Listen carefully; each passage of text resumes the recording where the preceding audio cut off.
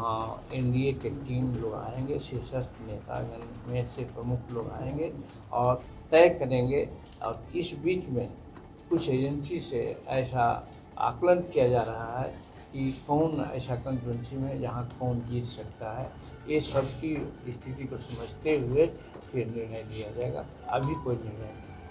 देखिए, India alliance में seat बंटवारे को लेकर लगातार तो चर्चा हो ही रही है, लेकिन जिस तरीके से एनडीए की बात की जाए तो एनडीए में कब होगा सीट बंटवारा, जीतन राम मांझी को कितने सीट मिलेंगे, सवाल तो है।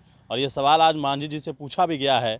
जीतन राम मांझी ने इस बात को काटते हुए सिरे से तरीका बदल दिया है जवाब देने का। उन्होंने कहा है कि भारतीय जनता पार्टी जो है कुछ एजेंसियों को द्वारा जो है वो सर्वे करवा रही है कि कौन सी सीट पे कौन जीत सकता है, और उसके बाद जो है वो सीट बंटवारा हो जाएगा। उसी दौरान जीतन राम मांझी ने आरजेडी और जो विधायक और मंत्री हैं उन पर भी जोरदार हमला किया है। सीधे तौर पर कहा है कि मानो तो देवी नहीं तो पत्थर। क्या कुछ कह रहे जीतन राम मांझी, किस तरीके से सीट बंटवारा और कैसे आरजेडी के ऊपर हमला कर रहे हैं, पूरी बयान को। हम लोग सीट के पीछे नहीं पड़ रहे हैं।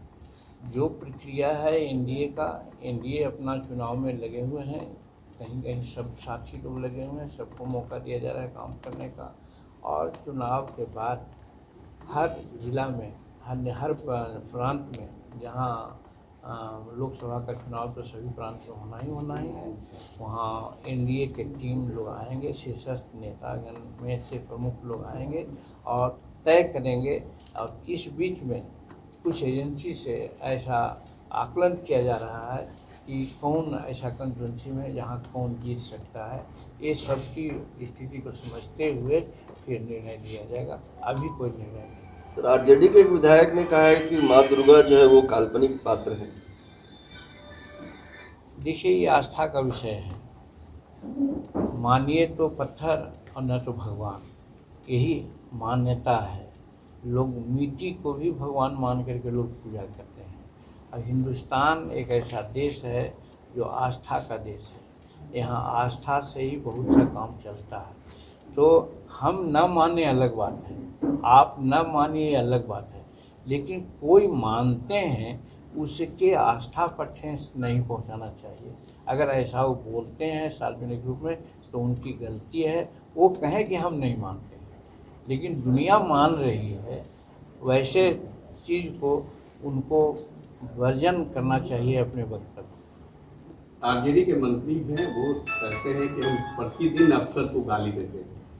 सुरेंद्र यादव का। हाँ, हमने भी सुना है ऐसा और देखा भी है टीवी पर।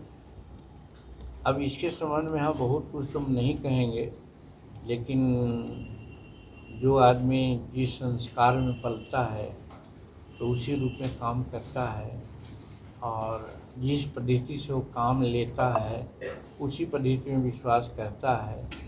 तो जहाँ तक आरजेडी का सवाल है, आरजेडी का जो कार्यकलाप हम लोग देख रहे हैं वो लगभग उनके बातों से मिलते जुलती है। तो वैसी परिस्थिति में वो व्यक्तिगत थोड़े कुछ कह रहे हैं, वो तो पार्टी का ही एक तरह से सिद्धांत है और उसी के आधार पर लोग चलना चाहते हैं, जिसका जनता फैसला करेगी 2025 में या 2024 में भी।